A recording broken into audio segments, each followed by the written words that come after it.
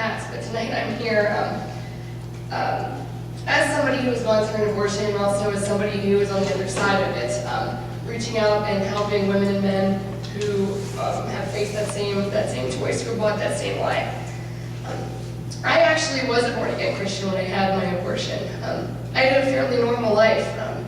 I'm from central Pennsylvania, had a mom and dad who, despite all of their dysfunction, still loved me and wanted to give me what they could. We went to church. Didn't really know what that meant other than walking in the door on Sunday morning and living the rest of your life as you wanted to. When I went off to college, well, I should say back up, when I was in high school, I was involved in a lot of things. My parents came to a lot of the things that I did. They supported me, but one of the things they told me was, you have to go to a Christian college. You can't choose anywhere else. Go anywhere you want to, but it has to be a Christian college. So I played basketball too, which will play a role in my story in a little bit. I picked a Christian college in Eastern Pennsylvania, in Philadelphia, and in 1998, that's where I went. And I was there for, one of the things that happens when you go up to college, I think, is you're so under the kind of overhanging of your parents that it's like this freedom.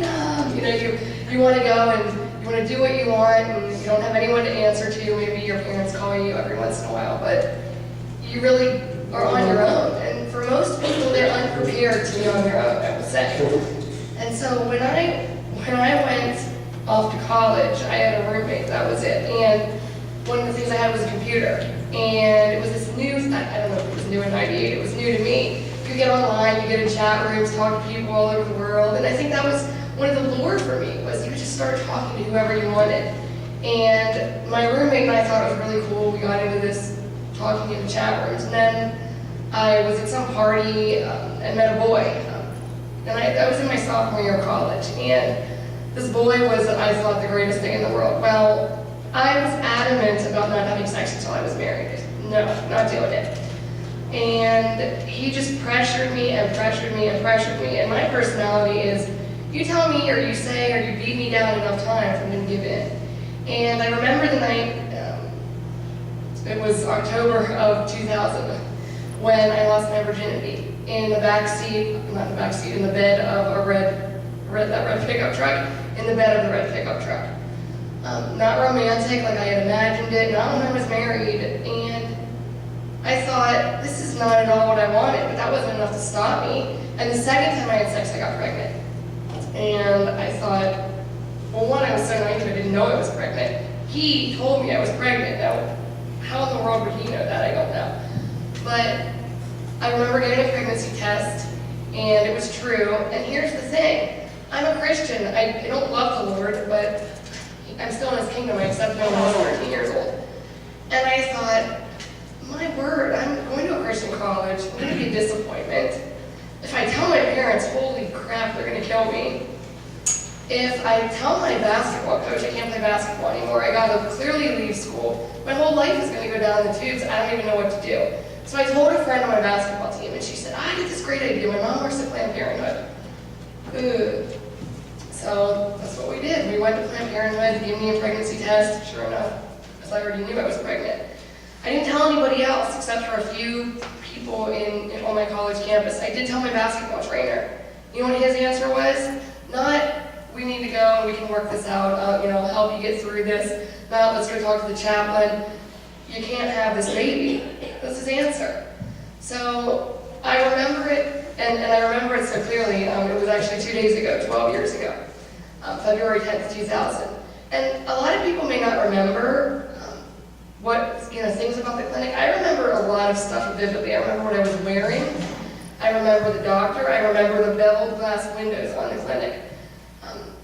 And when I went in and I had my abortion, I came out and I describe it in my shortened testimony as feeling like, there's the anvil in the cartoons, like that literally hit me in the head. And I remember sitting in the recovery room of the clinic, and it was like God smacked me upside the head. And I was like, you idiot, what did you do? Not that God ever calls you an idiot, but that was what I described it as at the time.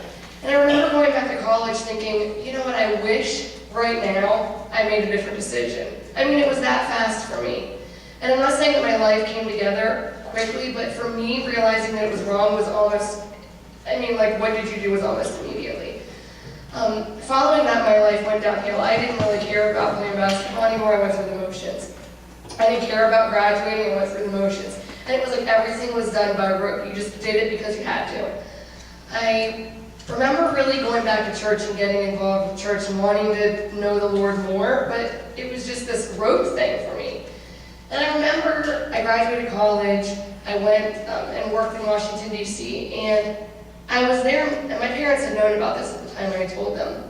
And my life was just going out of control. I was drinking really heavily. I was extremely promiscuous, just having sex with really anybody.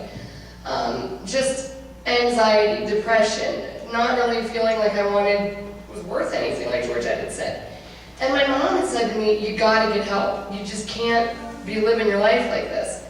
And I thought, well, what am I gonna do? So she gave me this book, and in this book there was a thing in the back, the address, contact information for Rachel's Vineyard. And the same day that I had my abortion is the same, the date, February 10th, is the same date that I went to my Rachel's Vineyard retreat. And I won't say it completely changed my life, but it changed my life drastically. I was able to grieve the loss of my child. I was able to come to terms with who I was in Christ. That was something that was missing from my puzzle, that I knew that what I did was wrong, but I didn't know who I was as a daughter of the King.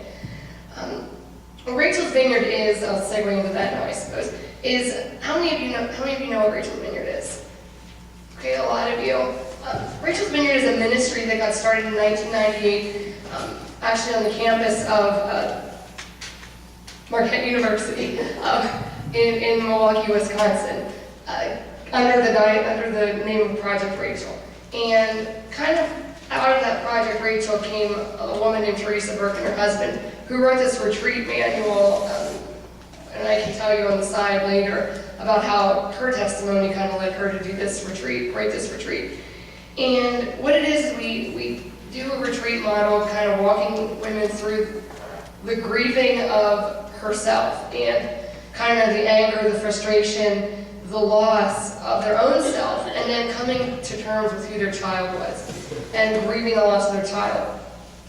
We do retreats for men and women, couples, grandparents, aunts, uncles, people who work in the abortion industry can come and grieve the losses and really reclaim and name their child and bring it to be part of their family.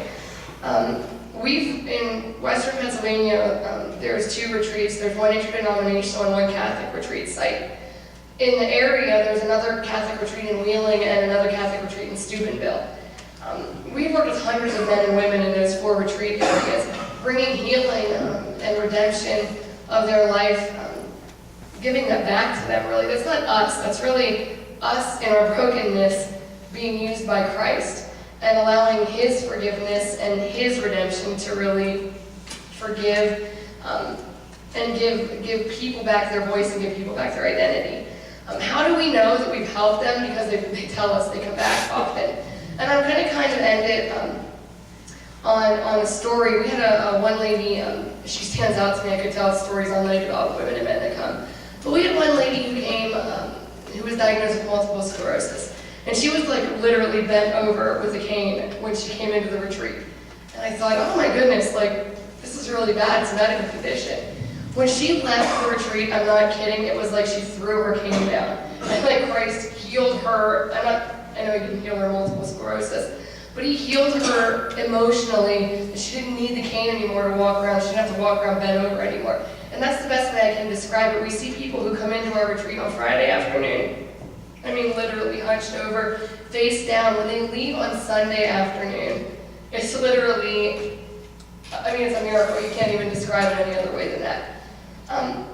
The only way that we can reach out to these people and continue to serve the Lord through this is by realizing that it's Him who's doing all the work. It's not us. If you're praying by the clinic, it's not you that's doing it, it's Christ working through you. If you're singing, if you're praying, if you're speaking out, it's not anything we do, it's all of the power of Christ in us. And I think that's the message I want to leave you with, is that, really prayerfully consider how Christ can use you, because he can use you. He can only use us by our voice, and we have to be able to stand up and be his hands and be his feet and be his voice and be any other body part that he's calling you to be. For me, it's his mouth. But I just thank you for coming out here, and just would encourage you to continue this work. It might be long and it might be grueling, but it is worth it.